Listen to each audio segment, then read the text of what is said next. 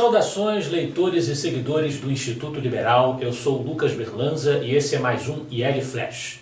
Aquele momento da semana em que a gente elenca os 7 artigos que mais impactaram, que mais fizeram sucesso no nosso site oficial e nas nossas redes sociais. E hoje o nosso primeiro IL Flash tem um título bastante curioso. Nosso primeiro artigo do IL Flash tem um título bastante curioso. É um artigo do Roberto Rachevsky que diz simplesmente o seguinte: entenda a diferença entre a esquerda carnívora e a esquerda vegetariana.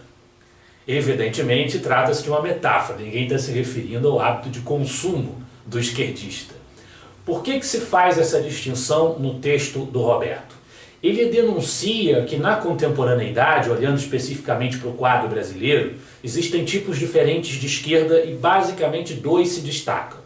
O que ele chama de esquerda carnívora é aquela esquerda que tem um pensamento mais, no dizer de Roberto Campos, jurássico, enfatizando a dimensão da economia, uma economia mais estatizante, que tem um projeto populista, a moda antiga, muito bem definido e atualizado pelo chamado socialismo do século XXI, ou socialismo bolivariano.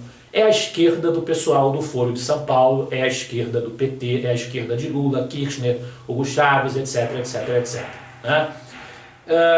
Essa esquerda, como diz o Rachevsky, está pedindo, está esbravejando no parlamento e na mídia para que os seus companheiros detidos sejam soltos.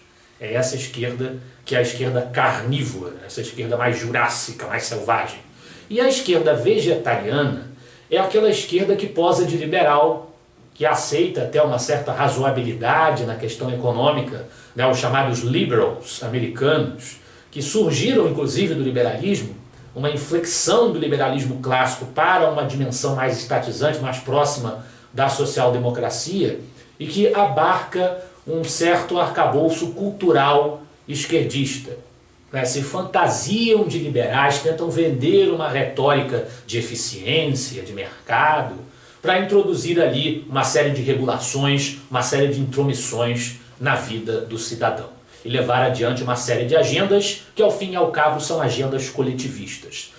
Essa distinção entre essas 2 categorias que o Rachevsky coloca, chamando a atenção para o fato de que se a esquerda carnívora é muito evidente, a gente também precisa tomar cuidado, principalmente aqueles que estão mais para o liberalismo clássico, precisam tomar cuidado para se precaverem contra as armadilhas dessa chamada esquerda vegetariana. Do mesmo autor, mas o assunto vai voltar mais à frente, então a gente só vai dar o título, depois a gente comenta o conteúdo desse artigo. Vem o próximo da lista: leis existem para proteger a maioria? Explique-se melhor, presidente. É uma cobrança a um comentário do presidente Jair Bolsonaro, a gente vai falar sobre isso mais à frente. A gente pula de imediato para o próximo artigo, que também é do Rachevsky, que trata da esquerda carnívora, novamente. O lulopetismo e as outras ideologias de esquerda ainda não morreram. Uma vez que essa chamada esquerda vegetariana tomou a prevalência no debate, inclusive, sobretudo em outros países, muita gente acha que a esquerda carnívora, a esquerda jurássica, a esquerda populista, lulopetista, que essa esquerda acabou, que essa esquerda já deu o que tinha que dar, já deu para o gasto, não tem mais poder, não tem mais presença. O que as eleições de 2018 comprovam que é uma avaliação equivocada, no caso brasileiro especificamente. O PT conseguiu muitos votos para o parlamento, a despeito de tudo que fez, a despeito de todo o projeto criminoso de poder que levou a efeito. O PT continuou com bastante parlamentar representando a sua agenda criminosa, eleito aí por segmentos da sociedade. E o Fernando Haddad, que representou o PT na disputa pela presidência, pelo executivo, ele recebeu muitos votos. Foi para o segundo turno enfrentar o Bolsonaro. Então, a esquerda carnívora ainda é uma realidade com a qual nós temos que nos preocupar. Mas além da esquerda carnívora ou vegetariana, no Brasil está o problema do patrimonialismo, que é um problema com o qual todos os liberais, desde os liberais como Antônio Paim, que pensaram, Simon Schwarzman, esses autores que pensaram o problema cultural do patrimonialismo no Brasil, com que sempre estiveram preocupados com essa questão de se confundir o privado, a dimensão privada, as vantagens privadas com a dimensão do público, que os políticos normalmente cometem no Brasil. E é sobre isso que trata o artigo do Júlio César Cardoso, com um exemplo que deixou o autor indignado e que mereceu o comentário dele nesse artigo. Quando políticos se beneficiam da coisa pública. O exemplo não vem da esquerda, vem do pastor Marcos Feliciano, que foi apoiador da eleição de Jair Bolsonaro na última disputa eleitoral. Marcos Feliciano, que hoje está no Podemos, é o partido em que ele está abrigado agora, ele que cresceu na política argumentando com bases evangélicas, né, ele que é um pastor, e ele teve a coragem de pedir ao erário público um ressarcimento, porque no valor de 157 mil reais, por conta de despesas pessoais com tratamento dentário. Né? E aí o Júlio César Cardoso fala que esse tipo de coisa não se sustenta, que já passou esse tempo. Se nós estamos querendo uma política que despreze, que abdique dessas vantagens, desses privilégios, esse tipo de costume, esse tipo de hábito precisa ser afastado. Feliciano é um que entrou na onda, dizendo que agora entrou no poder uma direita que vai abdicar desse tipo de vantagem patrimonialista, desse tipo de privilégio, que vai combater a corrupção, etc, etc, etc, os desperdícios, e aí vem e faz uma coisa dessa. Né? Essa crítica, essa observação que o Júlio César Cardoso levanta no seu texto. Agora, do João Luiz Mauad, nós voltamos ao assunto que nós deixamos em suspenso. Lembra lá atrás o artigo do Rachevski sobre a questão das leis protegerem as maiorias, né, sobre um comentário do Bolsonaro? É esse o tema também do artigo do Mauad, por isso a gente deixou para comentar a questão ao mesmo tempo sobre os dois textos. O texto do Mauad diz assim: a maior barbaridade dita por Bolsonaro: as leis existem para proteger as maiorias. Né? Uma reflexão liberal fundamental que o Mauad traz, e que todos os autores liberais levantam, é que o regime liberal representativo, que na contemporaneidade, na modernidade, se transformou num regime liberal democrático, em que existe a participação da sociedade no processo decisório, ao mesmo tempo é preciso que haja uma legislação, que haja uma república no sentido aristotélico, né?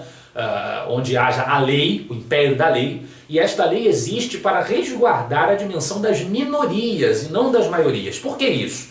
Porque se as maiorias decidem através do voto, é preciso que essas maiorias também não se tornem tirânicas, que elas não avancem sobre a vida privada dos indivíduos que por uma razão ou outra, qualquer, pensem diferente e que também têm a sua representação no parlamento. É para isso que existe a República Liberal. É porque ela permite que as minorias, que aqueles que discordem, mantenham seu estilo de vida, se manifestem, se expressem e tenham representação e voz, mesmo que em algumas decisões gerais eles sejam vencidos, porque a maioria prevalece. Esse é o argumento que o Bolsonaro deveria ter usado. Ele deveria ter dito que as leis existem para proteger as minorias. Elas resguardam a vontade da maioria, na dimensão do processo democrático, mas elas estão ali para garantir que as minorias não sejam esmagadas por essa vontade da maioria. Então, a observação do Bolsonaro não foi legal, o comentário dele foi mais um comentário estouvado do presidente, mas o Rachevski, no artigo dele, que a gente deixou para falar agora, ele faz um contraponto, entre aspas, aí nessa crítica à fala do Bolsonaro. Ele concorda que a fala está errada, e nenhum liberal pode concordar com ela, mas ao mesmo tempo ele diz: será que o presidente quis dizer o que a gente está comentando?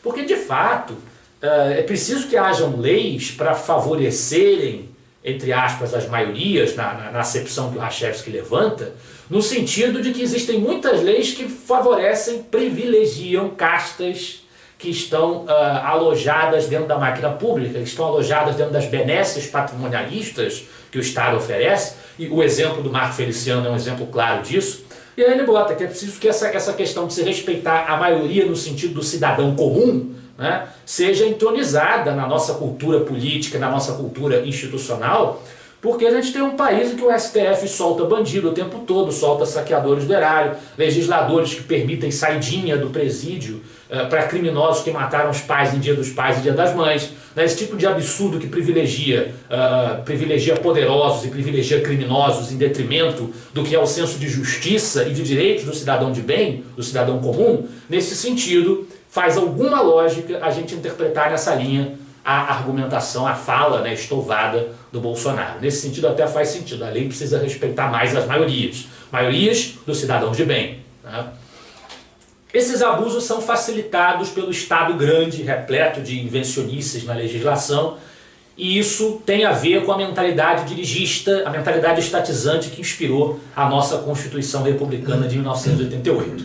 Mais uma vez, criticando a Constituição da Nova República, vem outro texto do Roberto Rachevsky: a Constituição brasileira é uma peça de ficção típica dos socialistas. Essa mania que os nossos constituintes e muitos políticos brasileiros sempre tiveram de querer achar que através de mais regulamentos, de mais decretos, de mais artigos e dispositivos no texto constitucional, realidades sociais se materializam, como se a Constituição tivesse inaugurado a cidadania no Brasil, a justiça social no Brasil.